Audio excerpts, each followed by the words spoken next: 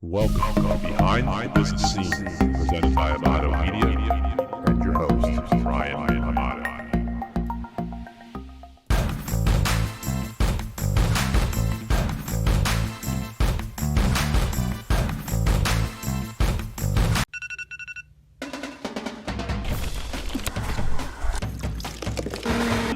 Hit your feet, let's go! Let's go, baby, come on!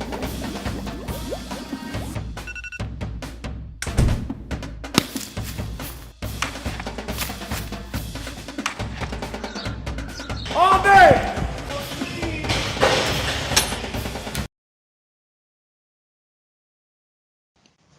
All right, here we are. Welcome, Max. Up today, we have Max Browne with us. Max was born and raised in Washington State. You've attended Skyline High School. In high school, this is crazy. You completed 73.5% of your passes for 12,951 yards. I had to check this twice, and 146 touchdowns. You were the winner of the 2013 Hall Trophy in the U.S. Army All-American Bowl. Correct? You Yep. Oh yeah. From there, you went to USC. You selected USC over Oklahoma, Washington, and Alabama. Kyle, who works for me, is from Alabama and is probably going to cry when he hears that. You attended USC for football and for school. You transferred out to University of Pittsburgh, which is near us. Currently, you're a radio talk show host for on Sirius XM, Pac-12 today and Pac-12 this morning on Sirius Channel 373. Also, you're fill-in co-host for Mad Dog Sports Radio. I love Mad Dog. Mad Dog used to be on Mike and the Mad Dog in New York City here on Channel 82. You are the voice of USC Football Radio on KABC 790. And you also worked for a while at Amato Media for Team Gary V. And I love Gary V. So that's a whole nother thing that we have in common. So welcome, Max. Oh, yeah. It's great to be here. Yeah, thanks for having me on. I haven't heard those high school stats in a minute, so it was good.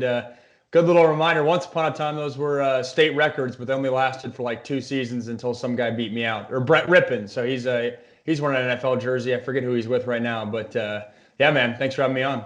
Awesome. No, I appreciate it. So can we go backwards to right before high school and high school time, and just kind of tell me how it was growing up and your experiences? Yeah, I'm the youngest of 4 boys. Grew up in a town called Sammamish, Washington. It sounds a little bit more random than it actually is. It's just a suburb east of Seattle, about 20 minutes. Love going up there. I went to a really a great public high school that was great at sports, and we had a big-time football program. When I was there, my high school basically from like 2007 to basically when I graduated 2012, we were nationally rated, top 10 nationally team. Public high school too, which usually a lot of those schools are private, and we had a lot of success, a lot of D1 guys, and I had a lot of success as a result. Won a few state titles, but yeah, from an early age, I was a basketball, football, baseball guy, and going into high school, basketball and football were kind of neck and neck, and then football took the reins, and it really was a great childhood. I was very fortunate and very blessed, but also put the work in necessary to have success, and as a result, it kind of gave me an opportunity at SC. So that young, when did you realize, or when did your family realize that you were above and beyond as far as sports, like just better than everybody else? Yeah, it's kind of crazy saying this, but pretty young. I mean, even third or fourth grade, I remember always kind of playing up in basketball, playing up in baseball, and then on football, I remember basically, like I said, from 4th to about 8th grade, 7th grade, my football team was really the only team that ever threw the football. I've never played any other position but quarterback, which I kind of wish that wasn't the case. Kind of wish I played a little defense or something like that. But from an early age, it was kind of, hey, we were running spread, no huddle at a young age. And it was kind of like, hey, this is something different. And then it really started to get serious. And once again, it's crazy even saying this now, but it really started to get serious in like 7th grade, because you could kind of foresee, like I said, I went to a public school, so you could kind of foresee, hey, the grade above me didn't have a quarterback. The grade the grades 2 grades above me didn't have a quarterback. And so I could kind of say, hey, sophomore year of high school, it'd probably be my opportunity. I remember that's when I really started training and taking things seriously. And like I said, football was a big deal in my town for even being kind of a random town in Washington, and things things got serious in probably 7th grade, and really picked up from then on out. When did the college teams start taking a look at you, or when did you know that they were taking a look at you? Yeah, it was kind of funny. I actually got my first offer before I even got my first letter or my first conversation with the coach. It happened really fast. I got my first offer right after my freshman year of high school in Wow. a 7-on-7 tournament that summer, going into my sophomore year. And like I said, I was fortunate. I was replacing the guy before me at my high school, was also a 5-star quarterback. He was a big time player in the state as well. Ended up going to BYU. His name's Jake Heaps. He was the top quarterback recruit in the 2009 class. I say that because when he left, it was kind of the news throughout the state was, hey, who's going to replace Jake Heaps? And so everyone had an eye on kind of my high school program. And so going to these 7-on-7 camps, I kind of there was pressure, don't get me wrong, but that was also beneficial because there was some eyes on me and I performed well. And the University of Washington offered me at their own 7-on-7 camp right after my freshman year, which was crazy. It was a total shock and was kind of a sign that, hey, things are really picking up, and I had the trajectory to potentially do something pretty cool. You just actually answered one of my other questions, but you can kind of expand on it. The pressure. You're in high school. I mean, I know that's pressure in itself. Just you're growing up as a young man. Now you're good at football. Looking towards college, was there a lot of pressure to keep performing on the high school team? And in the same regard, did your teammates in high school support you, or were there some that supported you and some that were sort of jealous of you? Yeah, no, I think to answer your first question, there definitely was pressure. But I think in some regard, I never knew life without it. I like from the very first time I picked up a football, like even at recess in like first grade, I mean, even third grade, like I was always the quarterback. I was always the guy that had to perform. Even in basketball, it was, hey, I had to go score the rock. So it was never, and not saying that in like a cocky way or anything, but I just never knew world without that. And so I really embraced it. And I think that pressure kept me sharp. And I think it also was really exciting. I loved being in that scenario. I felt like I was a guy that was wired in a way to have success, to really take that on. It wasn't something that was extremely daunting or something. It was something that I really tried to kind of embody and take on. And I was thankful because the pressure meant that there was expectations and that you were supposed to do something good and that people kind of saw something in you. And so I always kind of looked at it in that lens. And then your point about the friends and whatnot, I have been very fortunate. I have, to this day, some of the best friends. I'm still super close with nearly like a dozen of my high school buddies, all of which it's coming from that high school football system. We all had a lot of success, and that bond kind of, even I just turned 25, that it still holds true today. And it's my third public school reference, but I think that's what's special about a lot of those guys I played with, I grew up with since I was in first grade. And always tried to kind of pride myself on when I was getting all the accolades and kind of was on the top of the world, to still kind of be true to myself and be a good dude. And even when it wasn't football, just go out and hang with the guys and be one of the guys. I always made sure to kind of make a point of that and not get cocky and let ego get in the way. And I think as we'll get into my story, when things didn't necessarily go my way, I was very thankful that was the case, because with my best friends, it never really was about football. Sure, that was an exciting part, and a lot of them played a part of my journey, but at the end of the day, we were just best buds. Awesome. That's good. Usually sometimes in there you have, there's always haters. I get crazy comments online, and it's tough sometimes, but that's great that you had that support. Yeah, and I think a lot of times guys kind of bring that upon themselves a little bit. I know, like I said, when they get the national attention, they start strutting a little bit and getting the ego, and then as a result, there's some pushback from kids in their hometown and whatnot. And I don't know why I was wired this way, but I always was kind of wired in a way that, hey, I didn't want to buy into that, because I just kind of had the perspective to say, hey, if things don't go my way, these are the guys that, I mean, like just trying to keep good graces with everyone. That's kind of been my mindset throughout all aspects of life, and holds true today for sure. Cool. Can we talk about, so you've turned down some good schools, or not turned down, you chose USC. You didn't go to the other schools that I mentioned. How was that decision? Was that a family decision, or was that you just sat down and this was Max's decision? Yeah, my parents, almost to a fault, kind of really stepped back and said, hey, this is your decision. And I think they did a great job, but it was almost to the point where like, I remember sitting in meetings and like my dad would just literally kind of sit back to make the point that, hey, this is my decision. It wasn't my dad's decision. It wasn't my mom's decision or anything like that. And yeah, I had, like I referenced before, I'm the youngest of 4 boys. All 3 of my older brothers went away to college. And so growing up, I just always had the mindset, which is different from a lot of people, is college is the time where you go away. You don't stay close to home. And I know that's kind of odd, but that's always just kind of how I was wired. And so when the recruiting process started, I really was willing to go wherever, and hence those schools you listed out earlier. My final 4 was Alabama, Oklahoma, USC, and Washington, so kind of all over the map. But yeah, it was an exciting recruiting process. I remember I got to the point where once I really started getting all the offers I wanted, I got to the point where I was fortunate. I had every offer I wanted. It was kind of, hey, where do you want to go? And I knew at that point I wanted to play at a big time school, and that's kind of why it ended up being. Really, it was Alabama, Oklahoma, and USC at the time, all 3 big time programs. And yeah, at the end of the day, I was a West Coast kid, grew up watching the Reggie Bush, Matt Leinart era, and SC felt like the perfect fit. So my son just went through the same kind of experience, but with baseball. So I know going to college in itself it's a hard transition. Now you're playing big time football. How was it for you when that first training camp, really, when you're going in and getting ready for school and football?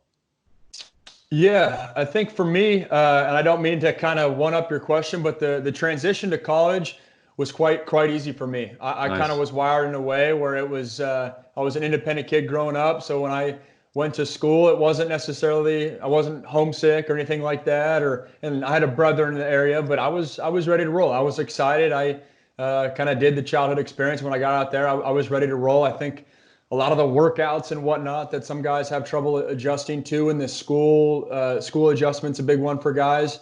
That wasn't really the case for me. I was blessed to go to a high school that was both academically inclined and athletically inclined, so that adjustment wasn't crazy hard. I think the biggest adjustment was, the reality is I didn't play very well that first spring, and that jump from high school to college, I wasn't necessarily a guy that did that just in stride. I definitely had my growing pains, and so I think the football side, ironically, was probably the hardest part to adjust to just on the field. Everything outside of that was honestly easier, which I know probably differs from some guys making that transition. Did you have any misconceptions about college football in that first initial, here I am, this is my first time here? Only thing I would say I probably didn't gauge correctly was just, like I just referenced, kind of that transition. I envisioned myself being a guy that would make that transition very easily. Hence, just kind of, I was the #1 quarterback in the country. Like, hey, I got the buzz. I got kind of my head on straight. I got the work ethic and whatnot. I thought just, hey, I would keep working and the transition would be seamless. And that just didn't necessarily happen. And I think that first year on the field in 2013 was tough as a result. But that's not to say, I mean, all the guys or most guys go through growing pains. And so at the time I was just like, hey, this is just kind of the hand I was dealt. But looking back, that definitely was tough and something that I thought was going to be a lot easier. Was it something you took onto yourself? You just owned it? Or did you have a lot of support going through? Because that's tough. Yeah, no, it really was tough. And yeah, I did own it. It wasn't necessarily something that I was kind of, I know for me looking back, I wasn't really like calling my parents and letting them know every single nuance, because at the time when you're living it, I didn't want my parents to like worry or anything. And like I referenced, I just thought that, hey, like I redshirted that year. I thought, hey, this was just, that's why you redshirt. It's kind of to get through those growing pains across all sports. That's kind of why redshirting exists. And at the time I was like, hey, this is why this is in place. And in large part, that's kind of what it was, is, hey, my redshirt year was a lot of just kind of going through growing pains. But I really kind of took on it internally. And then and then eventually, like a year later, when I really wasn't where I wanted to be on the field, I ended up seeing like a sports psych and whatnot, just to kind of have someone else to talk to. And I don't want to make this sound more like daunting than it was. It was just kind of like, hey, I wasn't really playing the way I wanted to. And wanted, like you said, kind of a third party to talk to kind of, I don't know, unload my thoughts on. And that was definitely helpful and allowed me to start playing some good football. Nice. So my son had the same kind of similar experience. He was good at baseball. He's probably one of the best players, definitely on his team. But as he went to college, and now you're looking around you, and there's 20, I don't know how many people are on a team now, 25, 26 people. There's 25 other people just as good as you are, maybe better. So that was a tough one, and he didn't play, his first year much, even when he thought he should get an opportunity. But you just got to stick it out and go from there. And I'm sure it's not just you and him. There's a million young kids out there who go through the same thing. Were you promised things coming out of high school when you were going through the recruiting process that just never happened in college as football? Yeah, not really. I mean, I was given the company line of we promise you an opportunity to compete kind of thing, and I definitely got that opportunity to go out there and try to make something. But in terms of being promised a starting role or promised anything like that, nothing like that. Right before I committed to SC, I asked for the jersey number 4, and Lane Kiffin agreed to that, and he held true to that one. But outside of that, nothing major. No, and you've had a couple coaching changes in that process as well. I mean, that has to affect you in some way, especially being the quarterback or a quarterback. Yeah, I was talking about that last night with Bruce Feldman. Actually, he's a popular college football writer, and I had 5 head coaches in college, which sure it didn't help me, but I also think. I need to be transparent. I don't think it was as big of a deal as a lot of people make it out to be, if I'm being honest. I think people hear 5 head coaches and it's kind of like, oh my gosh, what the heck?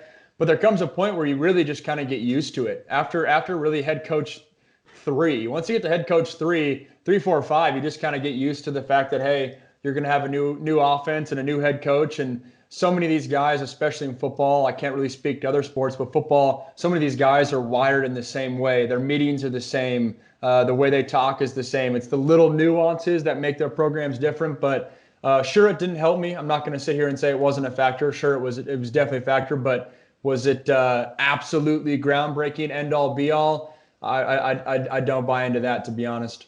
Nice. So if you could take us through the years at USC before you ultimately decided to transfer out to University of Pittsburgh, just let me know what's going on. Let everybody know what's going on in your head at that time. Yeah, I'll go. So I graduated high school early, and I graduated high school in December of 2012, and then enrolled at SC January of 13. So I missed out on the back end of my senior year. But the reason I wanted to do that was at the time, for your listeners, remember like Matt Barkley, he had just graduated, and I came in with the mindset that I was going to replace him. And it was me battling with 2 other guys that were 2 grades above me. And I fully intended to go in there and win the job as a true freshman like Matt Barkley did, and kind of play 3 years and right off into the sunset and get an NFL opportunity. And that didn't necessarily happen. I battled that spring and then lost the job in fall camp. And so I was actually the 3rd string that true freshman year, like I referenced. That was 2013. Then Lane Kiffin gets fired. Coach O, the ever so popular Coach O, came in for a few weeks. He was my head coach for a little bit. He did not get retained. Then it was they hired Steve Sarkisian from Washington, which going into the 2014 season, that was a great sign for me. He was actually the first coach to offer me hence our conversation about 15 minutes ago. A few years back, he was the first guy to offer me at Washington. So that 2014, having a new coach, I was given an opportunity to compete again, and it was between me and Cody Kessler. Cody Kessler's the 3rd string quarterback for the Patriots right now, and we battled it out in the spring. I lost the job again to him then. He was the returning guy. He was a good quarterback, obviously playing the NFL, and so I was the backup there. And once again, the following year in 2015, my redshirt sophomore year, and then Sark was let go because of the off-the-field issues that 2015 season. So 2016, I'm going into my redshirt junior year, and waited my turn, waited 3 years, which was tough. I was a high recruit, so the idea of sitting on the bench wasn't necessarily the easiest thing, and is really not the easiest thing now. We always hear about the transfer portal and all that, but was confident in my abilities, given a chance to compete again. This time I was competing against a guy by the name of Sam Darnold, who, if your listeners are football fans, obviously he's a popular name right now. Great dude, one of my buddies today. But we battled it out all through spring. All the while in 2016, I could have transferred at any point, but then battled out in the fall. And actually, I won the job. I beat him out in the fall of 2016, was voted captain. And then, started 3 games, went 1-2, lost to 2 top 10 ranked teams in Alabama and Stanford. And at that point, when you're playing at SC and you start 1-2, people start finger pointing and calling names. And I was kind of the guy to put to the bench. And obviously they put in Sam. His story is well documented. But then I knew right when I was benched that it was my time to leave. It was pretty clear cut. Everyone kind of knew it in the building, and ended up transferring to Pitt that December. How did you make that choice to go to Pitt? Yeah, it's kind of funny. Like I said, when I was benched, this was a long time coming. I was there for almost 4 calendar years. So the second that I was benched, I knew it was time to go. And I remember sitting on like a Sunday in October and got out a big whiteboard, and really I researched every Division I school in the country. And from my Google research, I kind of could tried to piece together which schools would want a quarterback or could need a quarterback just on the surface. Obviously, I don't know the ins and outs of every program, and I kind of got a list of 12 to 15 schools. And I did, at the time, it wasn't the transfer portal, but the process was still the same. And I went to my compliance office and got my permission to contact other schools. And it was really weird. Like, I would go to practice at SC, get out of practice, and then talk to head coaches at other programs, kind of thing, prepping for the following year. I talked to a few schools. At that point, I wanted to see who came to me that fall, just because that was a data point, right? If they're coming to me, that means they're interested. And Pitt was one of the schools. There's a few other schools out there, and I made the decision in December, and I made that decision quicker than most, because I wanted to enroll that January to be there for a full year and get to know the guys and win the locker room and be there for spring ball and all that. And at the time, Pitt had the number 1 offense in the country. They were a top 25 team. They were coming off a big year where they beat Clemson. It was like James Conner and Nate Peterman. They had former transfer quarterbacks. So at the time, it felt like the perfect fit. And actually rocking the T-shirt, just got out of a workout. So yeah, perfect. So that's a big choice you made, and you took that you did that yourself again. So no. Yep. You owned it. I would say this time, obviously my parents were there and stuff like that. This time my parents really took a back seat, and at that point I'm really kind of a grown man. I was 21, 22 years old, and was well versed in the scene, and I wasn't really a kid anymore, but my older brother helped me out a lot. He was in the LA area, so like I said, it was weird. Like, had my apartment at SC, and then I had an in-home visit with Pitt as a SC enrolled student, which was kind of goofy. And he was out here and helped me a bunch. But that process, I leaned on my high school coach, both when I was a high school recruit and then also in the transfer process, because he still has his connections and whatnot. And the transfer process is really kind of uncharted territory. So I was well equipped to take it on, but it's definitely a daunting task for sure. Okay, so you made the switch. You went to Pitt. You enrolled. Through all this, you still have school. Yeah. So it wasn't just about football. It was about school as well. So how was that going while all the football stuff was going on? Yeah, school was great throughout it all. I'm not like a bookworm or anything, but I'm a guy that kind of puts in the time to have success and get it done. And like I said, I graduated high school early, so that gave me a head start academically as well. I got a full semester and a summer under my belt, so I actually graduated college in 3 years. So I graduated in December of 2015. So I could have grad transferred at the very beginning of my redshirt junior year, which is a lot faster than most guys can.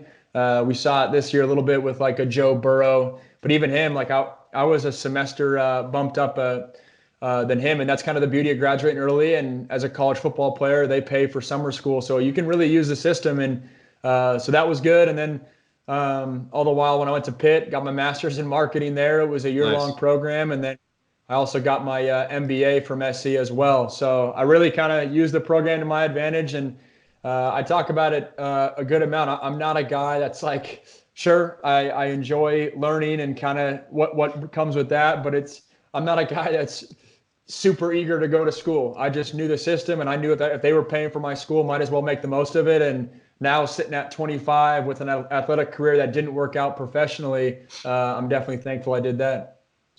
And you just led me into my next question. So you transferred over to Pitt, and you're coming into training camp.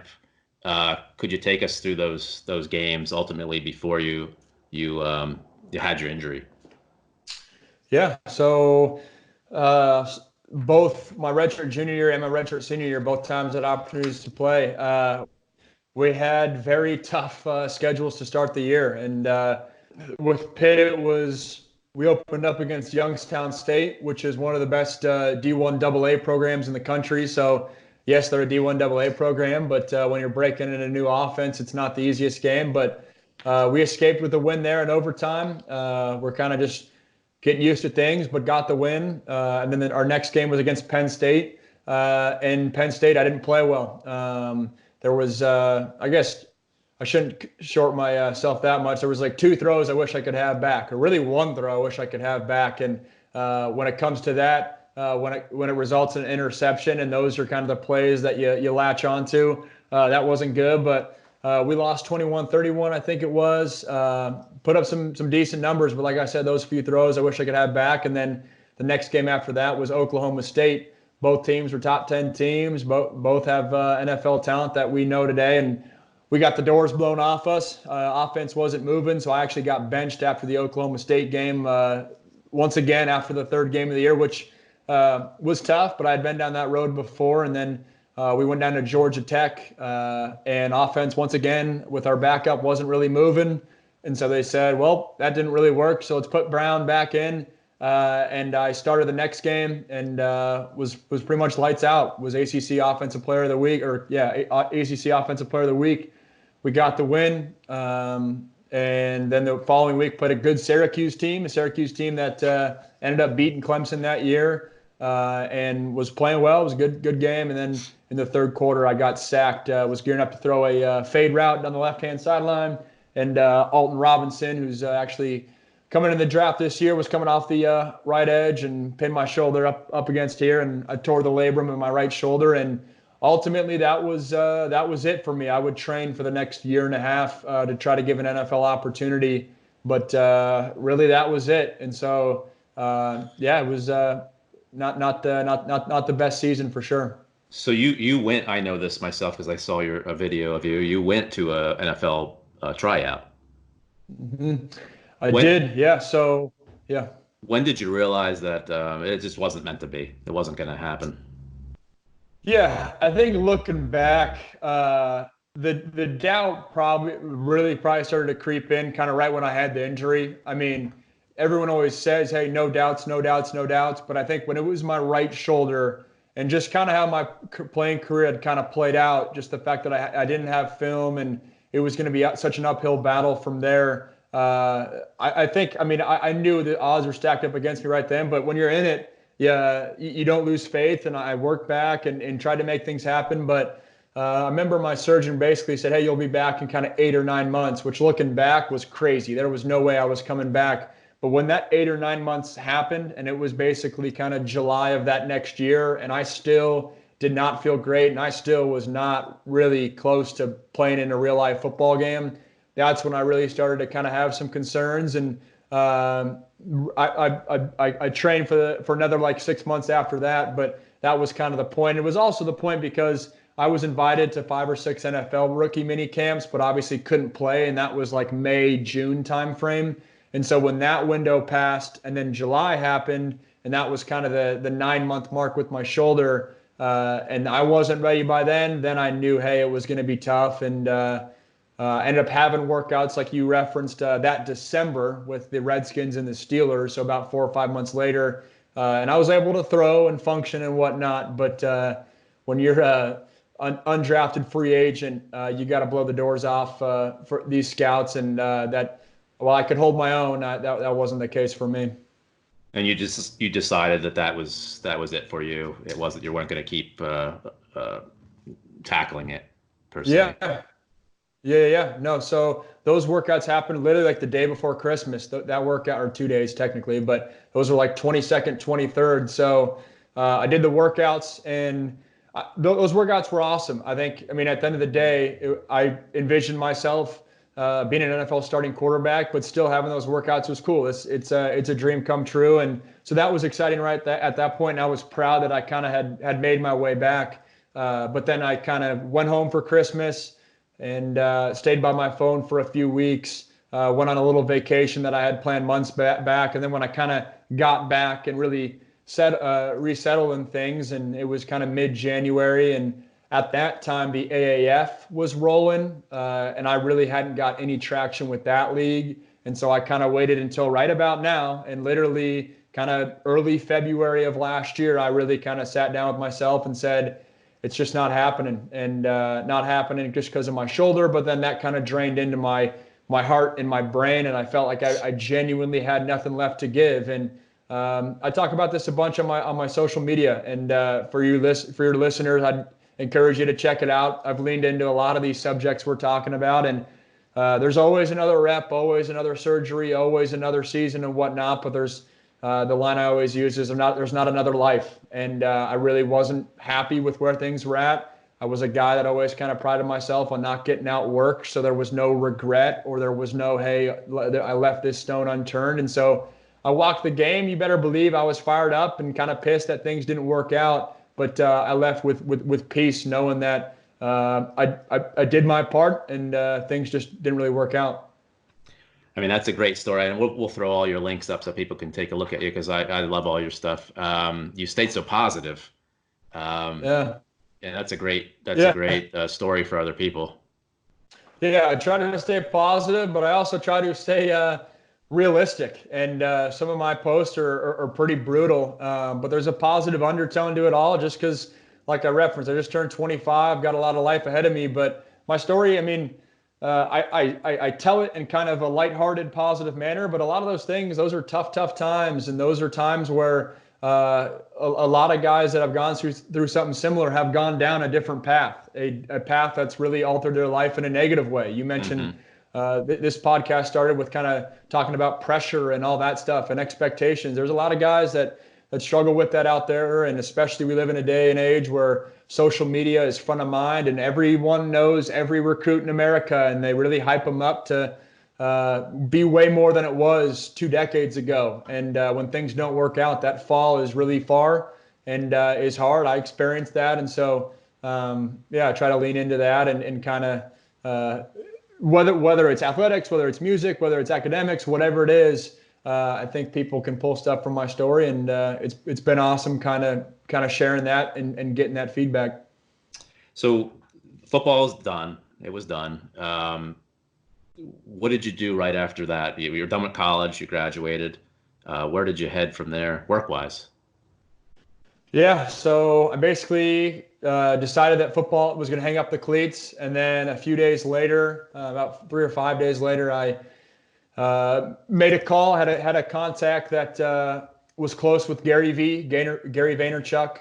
For your listeners, I was a Gary V fan. Sounds like you are as well. That whole fall of 2018, my morning ritual was make breakfast and then watch his YouTube videos. And I became a fan probably a couple years before that. I really gravitated towards his optimistic, kind of like we were talking about, optimistic undertone. But he keeps it real, and it's blunt, and it's not this whole life is all sunshine and rainbows. No, this life is work, but it's awesome, and we're blessed to be here and have a lot going for us. And I just love the way he talked, and I also loved his business mind as I was kind of transitioning into that world and transitioning into the content producing world. And I just got to the point where I said, hey, I want to kind of shake up my life. I want to go work for him. I was sitting in Los Angeles at the time, and was like, hey, can I go out and work for you? And I was fortunate to get an opportunity to go out there and work for minimum wage, but it was awesome. I was part of his team, ended up being a part of his team for a full year, but really just packed up my bags once again, similar to what I did a couple years before, going to Pittsburgh,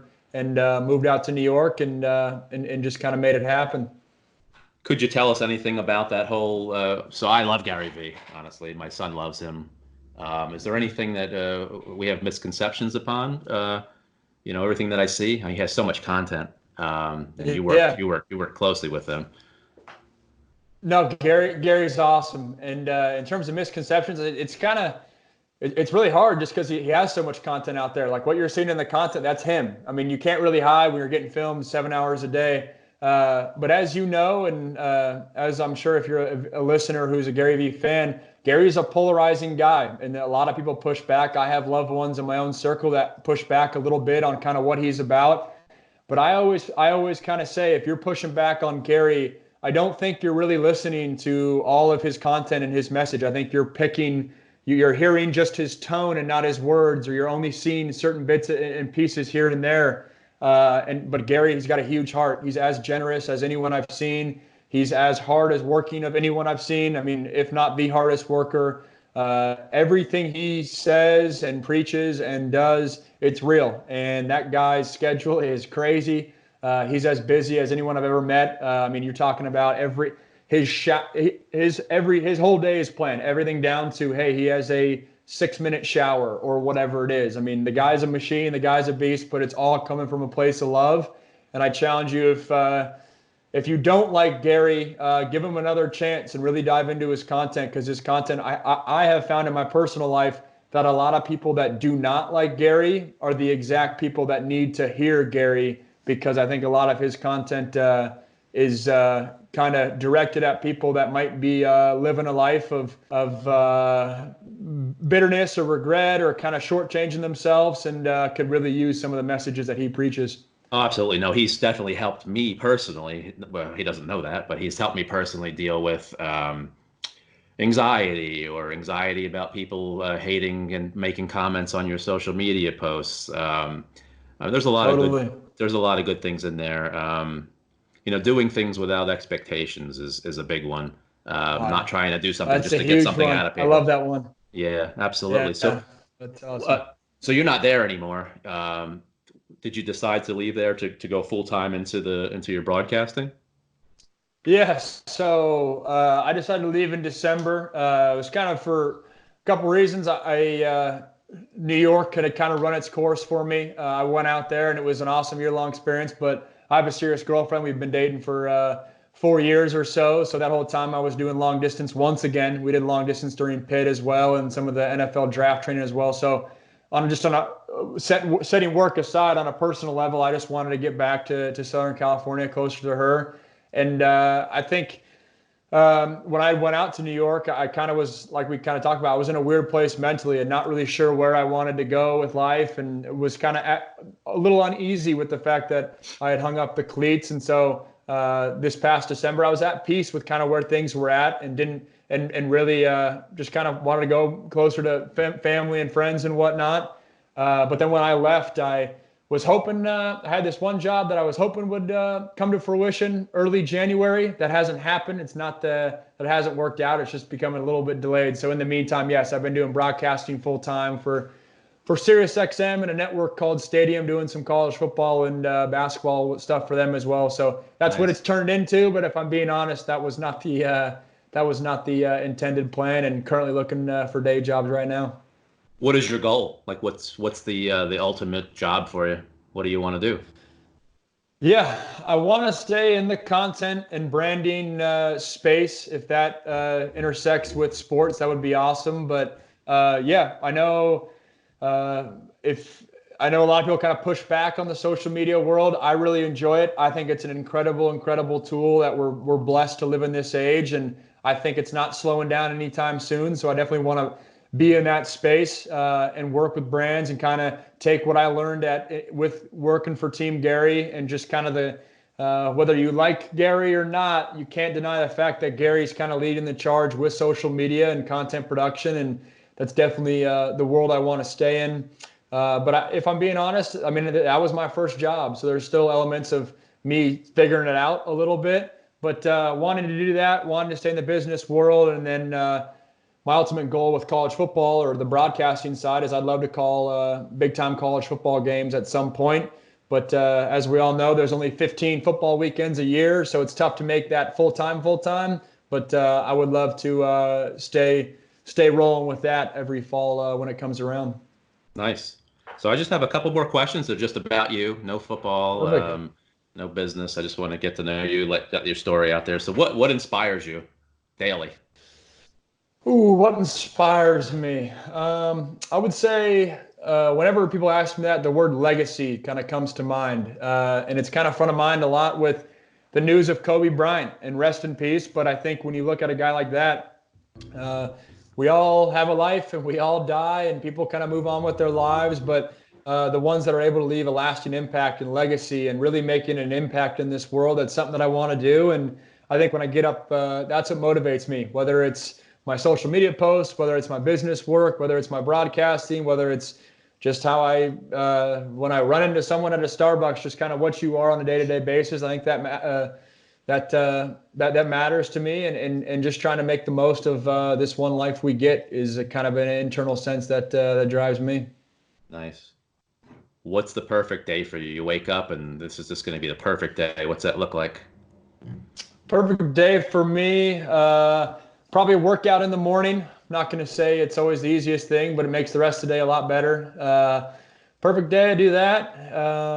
Let's see, maybe host a little radio show in the morning, and then I don't know. From there, I love my family and friends, so I guess an awesome lunch with family, friends, girlfriend, and whatnot. And then from there, let's see, being in Southern California, maybe going to a sports bar or something with buddies and friends and whatnot, and just kind of enjoying life and all that. That's probably the perfect day for me, if I'm being honest. But I also love the work. But when you talk about the perfect day, I would say it's probably a work-free day, just enjoying it with friends and family. Nice. If you could go back and change one thing, would you? And what would it be?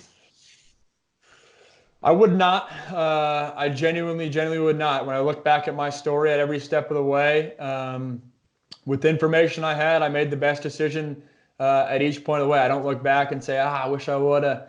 But if I had to alter a couple things, I think looking back, I was in a quote unquote kind of rush to transfer to get into a program in that spring ball. And I think I overestimated the impact of that factor and maybe underestimated the impact of when you let spring ball play out, you can kind of get a clearer picture of where the program's at. And I think it would have been interesting if I would have waited. I don't know if I would have ended up at Pitt. I don't regret it. It was an awesome experience, but that is something I look back maybe a little bit, but genuinely, when I really don't regret anything and felt like I had the conversations I needed to have. I think maybe the better answer there is I was hard on myself. I think at times I've been a guy that's self-motivated and whatnot, and that's always great, and that's always a healthy mindset, or that's mostly a healthy mindset. But I think early on in my college career,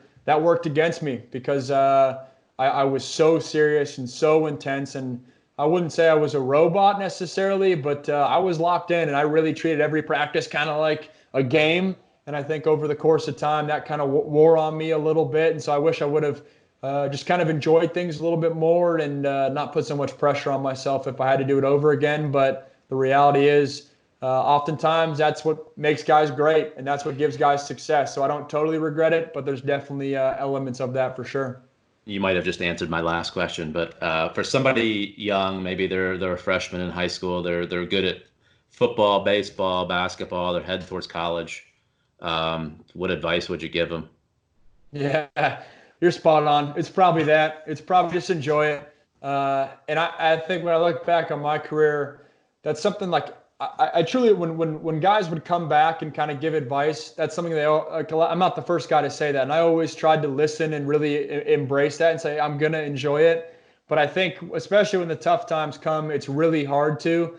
And I think at the end of the day, it ends for everyone. And there's really only one Tom Brady out there. I guess there's just a couple. There's Patrick Mahomes, there's Aaron Rodgers, there's Tom Brady, but there are thousands and thousands of other guys that don't make it. And it's not that I'm being negative, but I think when you only get one shot at this, stressing over the little things and kind of the what ifs and just kind of worrying in general, it's really not going to get you anywhere. And work hard, but also enjoy it and know that it's bigger than your sport. It's often a big big reason why you have the relationships you do and the friendships you do, and just try to enjoy it to the most you can. Awesome. Well, I appreciate it, Max. It was great to have you on. Is there anything else you want to say? Where can we find you at? I'll throw all your links up here. Anything else you want to add? Yeah, I'm active on social media, and I lean into a lot of the stuff that we talk about. But yeah, you can find me on Instagram at Max Browne. Brown has an E at the end. On Twitter at Max Browne4. Brown once again has an E in the end. And then check me out on Twitter. I usually post the work I'm doing there with the various networks, and then hit me up on LinkedIn as well. I know that's how we originally linked up, and I'm willing to connect with whoever and shoot me a DM if you're listening to this and have questions or whatever. But no, this was awesome, Ryan. Thanks for having me on. I appreciate it. Thanks very much.